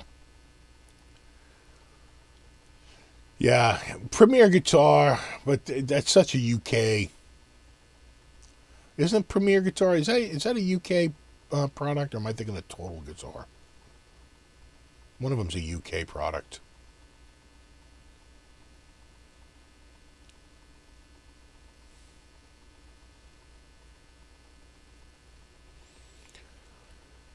Yeah, I did get the EVH issue, but I got the friggin' digital one, and I can only look at it on my friggin' iPad. I can look at it on my phone, or on an iPad. It's like my two Android devices and my two iPads. It's like, come on.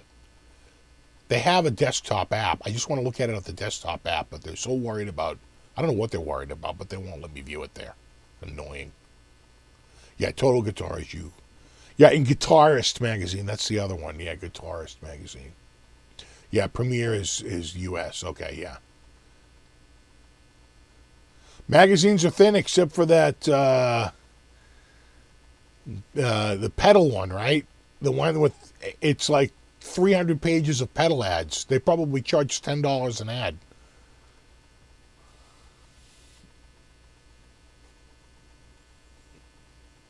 It's like pedal aficionado.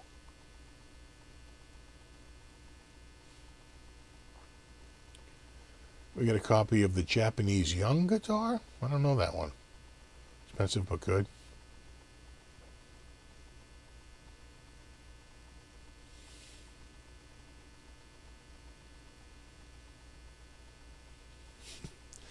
Yeah, I saved a lot of money when the internet came around. I bought too many guitar magazines. I used to get the subscriptions.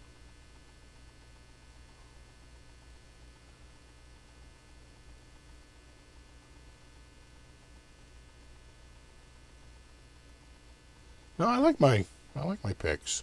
I don't want to change picks. I like them.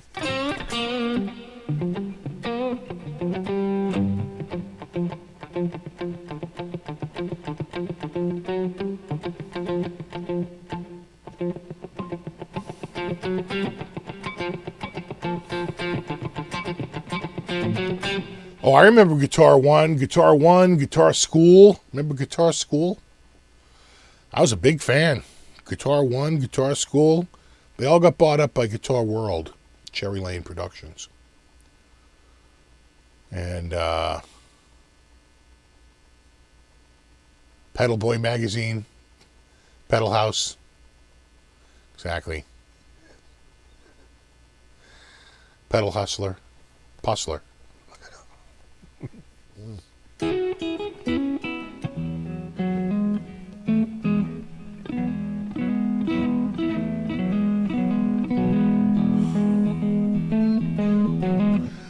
I bought the very first issue of Guitar for the Practicing Musician. It came out in October of 1983, and I went to Berkeley that summer.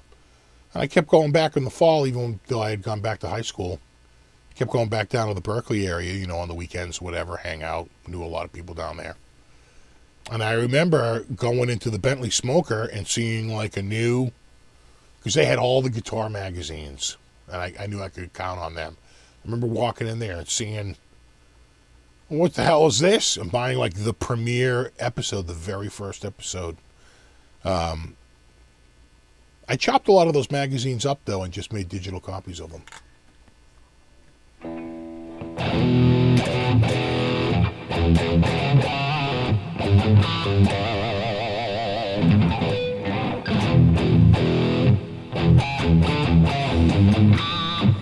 Too much attack when I dig in? No, wait. That's my sound, bro.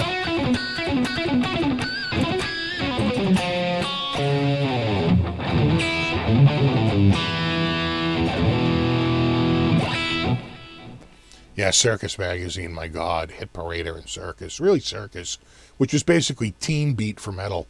Tiger Beat. Admit it.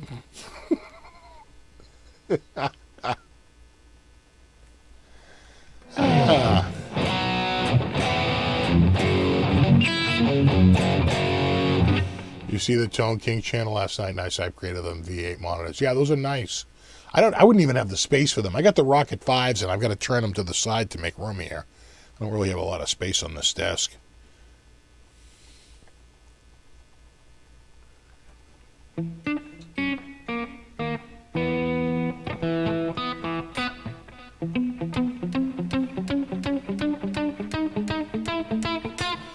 I'll get more harmonics. I can get... You do upstroke harmonics and come back and talk to me.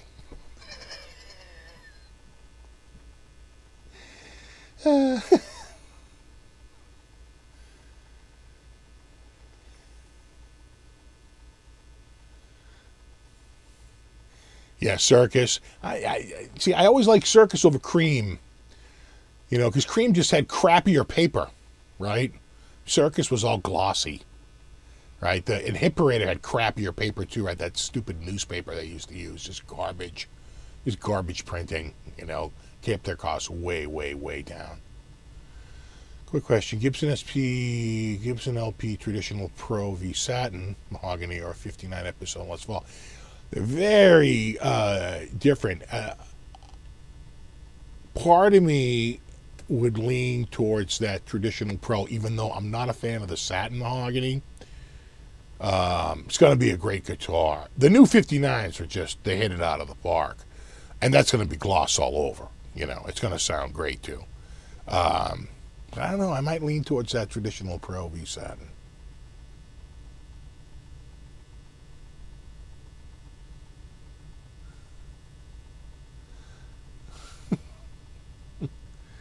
Yeah, Stroke Monics.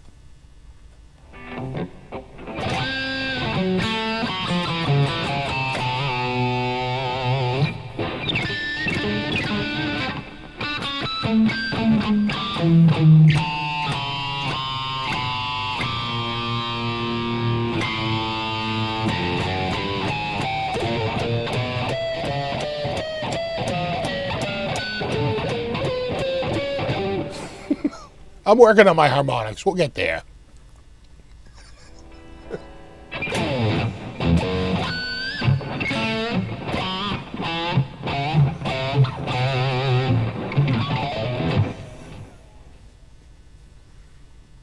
Torn between the two. Did I get the SG yet? I got my top guy right on it right now. He's literally right now working on it. Well, let's take another look at it. You know, let me see. There we go. Couldn't hurt to take another look. Oh, look at that thing. Wicka, wicka, wicka, wicka, wicka. It's looking good.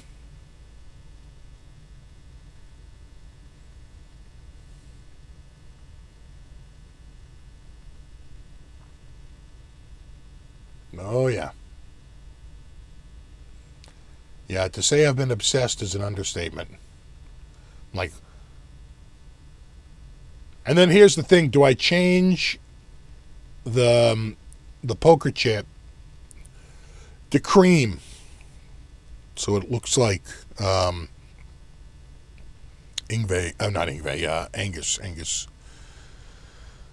Young's, Angus Malmsteen's. So it looks like Angus Malmsteen's guitar. So it looks like Angus Young's, right? Because he used and I swear to God, I think he just did it so it stuck out so he could see it more easily in the dark, right? Just make it pop.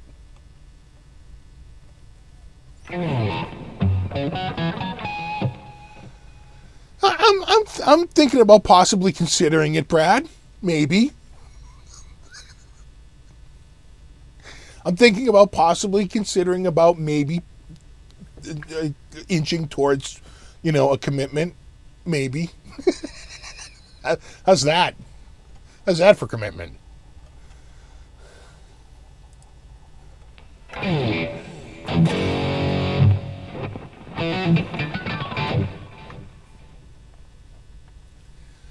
Yeah, you think to change it to cream? Yeah, I could see that. I could see that. Yeah, we're getting close. We're getting there. 400 more shows and we'll be halfway there.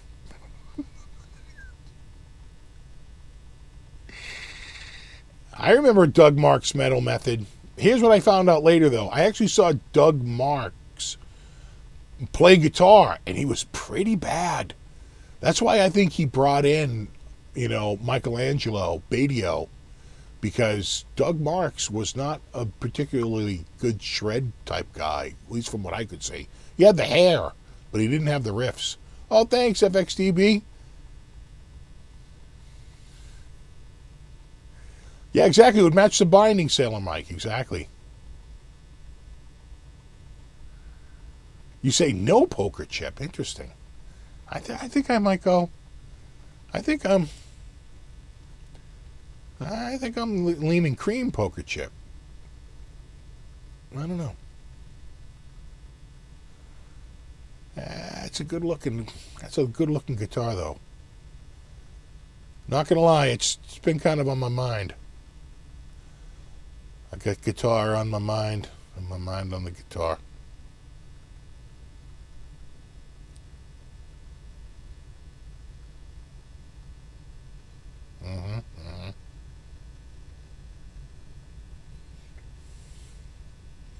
Have to change that out to SFB. Who's SG?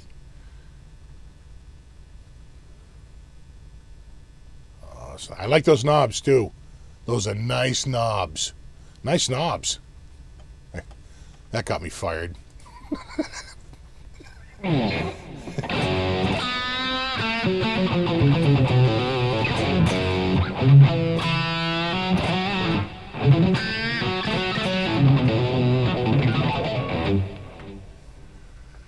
Doug Marks was the Mitch Gallagher of the 80s.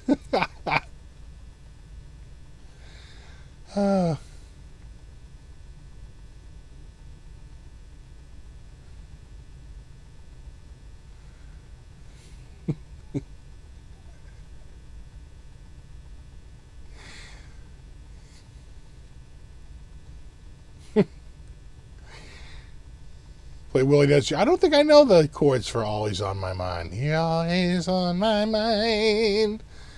No, we got to do the Buddy song. He's my buddy cat. He's so coming fat.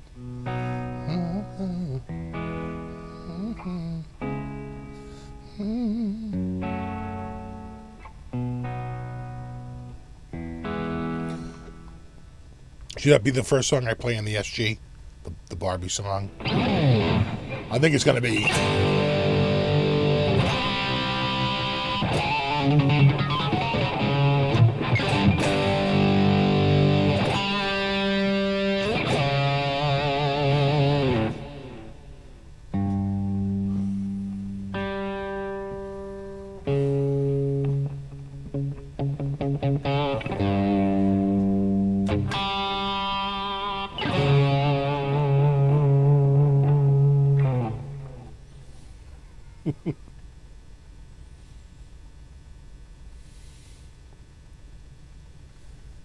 Oh yeah, shout out the devil. All right.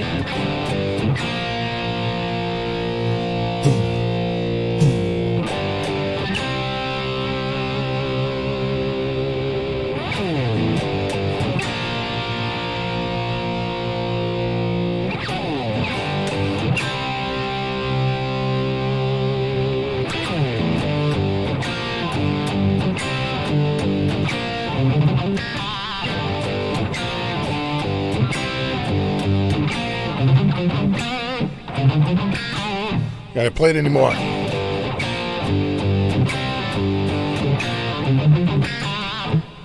Had to have one run that was decent.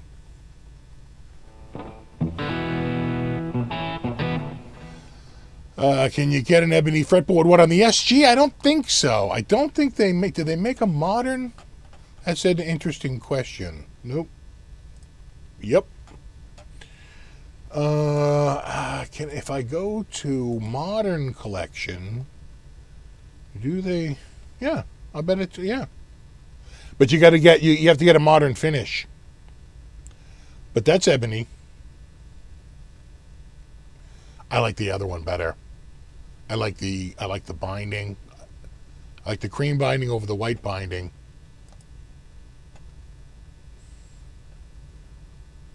I like the straight up black versus the trans black. You know what I'm saying? It's like I'm a more traditionalist, but that does have an ebony fretboard, right? That looks ebony.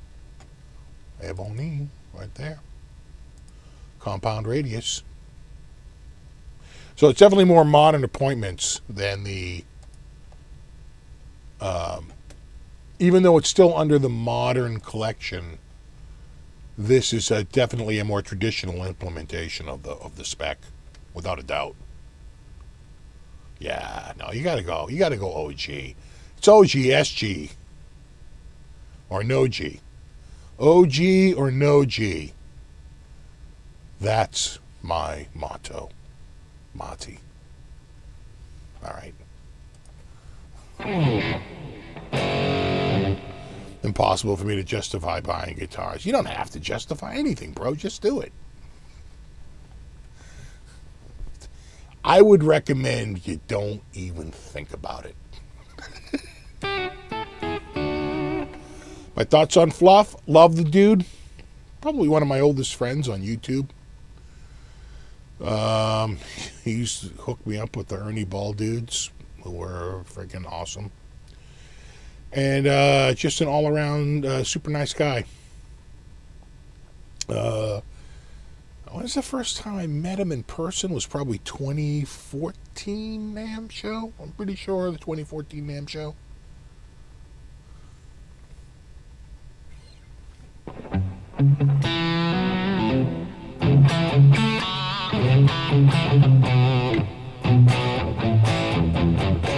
Different topic. Just watched an old Go-Go's video. Forgot how hot Belinda Carlisle was. Belinda Carlisle was super freaking hot. Yeah. And, she was a bit of a partier, too. She had a rep, which was even hotter. Oh, no, Belinda Carlisle, God.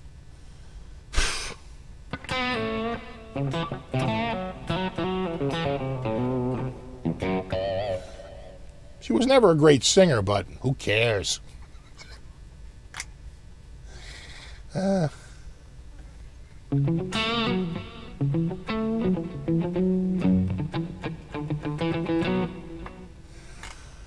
trying to think of the guitar players. Who was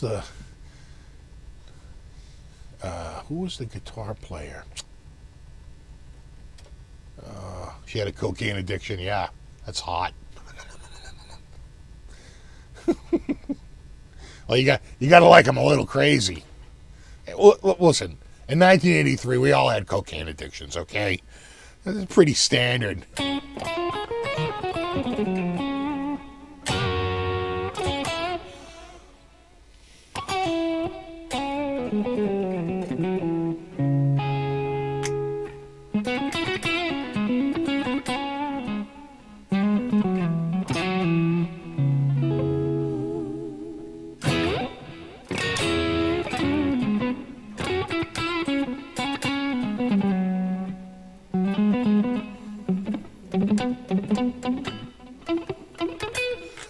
Yeah, the ones we were all hot about, but they were a little bit more skanky was Vixen. Right? Remember them? Remember Vixen?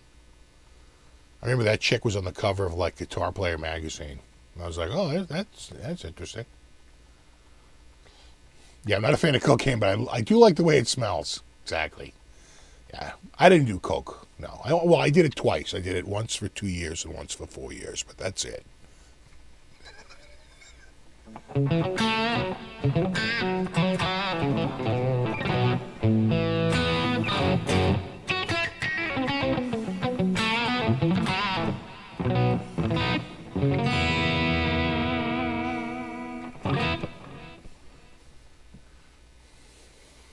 Veruca Salt, yeah.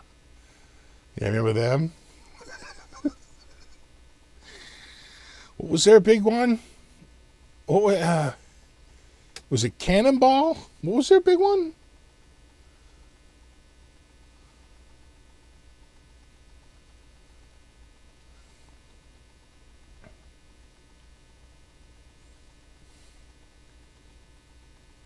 Steve Vai's wife was in Vixen. Yeah, I say Belinda is hotter than the Vixen girls. I agree. Well, that's interesting. Steve Vai. Oh, thanks, man. Something just went by real fast there. Oh, thanks, Vincent, man. Much appreciated.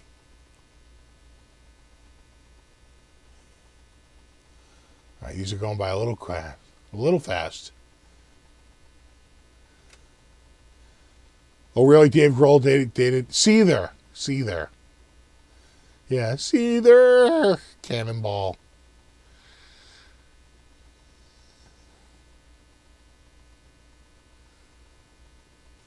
Cannonball is the Breeders. Okay. Right. Seether was Veruca Salt. It's one of those.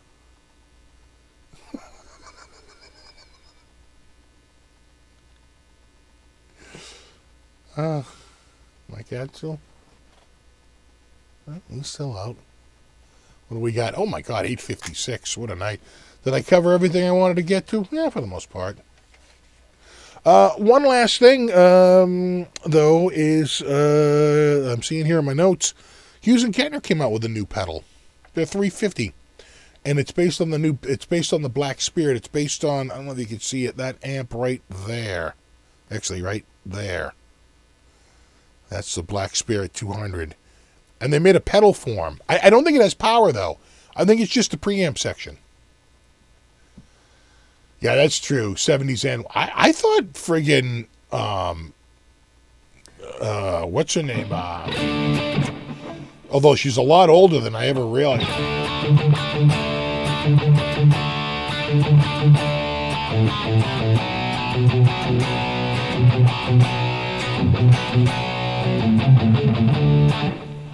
I always liked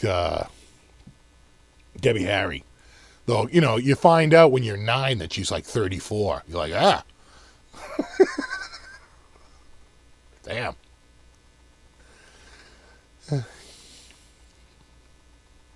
Bought the Katana Artist Mark II.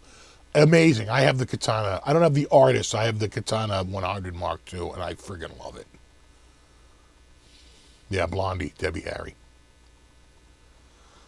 Yeah, the Plasmatics. I always feel bad. You know, Wendy L. Williams is a tragic story. Yeah, that's what was so hot about her. She was a bit skanky.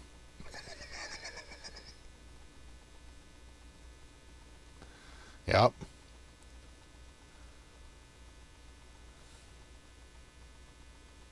Yeah, Wendy O. Williams. She was a tragedy.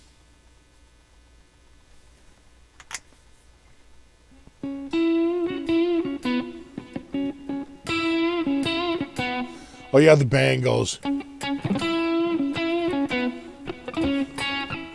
What about missing persons? So I go to a Dale Bozio drum clinic in New Hampshire. Drive all the way up to New Hampshire to go to a Daddy's Junkie Music in like Salem, New Hampshire, to check out a Terry Bozio drum clinic. He does his clinic and he's taking questions at the end, and someone goes, "Do you ever think you'll work with Dale Bozio again?" And he goes, "No, I prefer to work with talented people." I was like, "Oh, snap, damn." Wow, I'm going to say, ouch. I don't know who Steve Hillage is.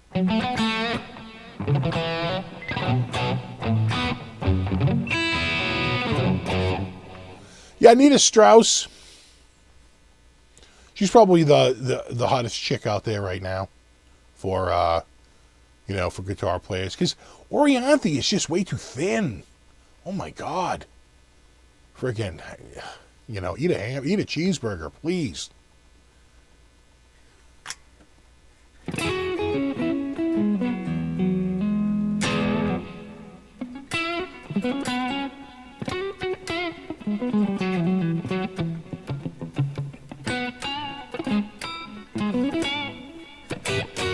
I don't know Steve Hillage.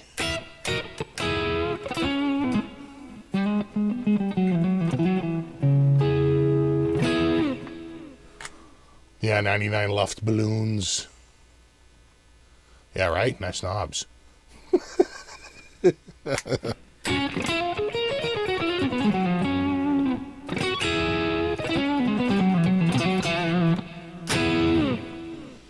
All right, well, it's 9 p.m. I got to let my family out of lockdown. They're all stuck up on the second and third floors, so we're going to call it a night. Yeah, Jen Majura, she's a nice person. Not only is she hot, she's I've had the good fortune of hanging out with her at a couple of shows. At the NAMM show and at the TGU 19, I want to say. Could have been 18. Might have been 18. Anyway. I think she was at 18 and 19. Might have been, yeah. Oh, I have a sneeze coming on here. Hold on. Yeah? No? Maybe not.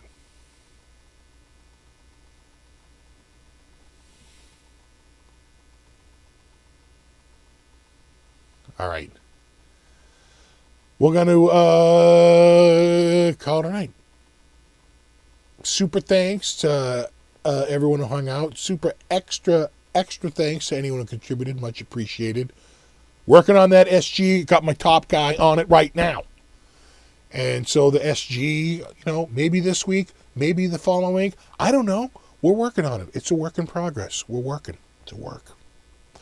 And then, of course, super extra thanks to all my mods. Really appreciate it. Really, really appreciate it. And there you go. Catch you cats on the flip side. Right, buddy? Buddy approves. Ah, he's my buddy cat.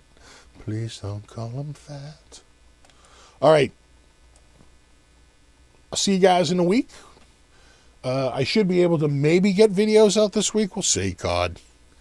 Well, my system in the attic was having problems, but that's all fixed. I fixed that today with the new CPU cooler, so should be good. We'll see. All right. I'm off. You rock. I'll see you guys in a week. Till then, rock on, my dudes. Later.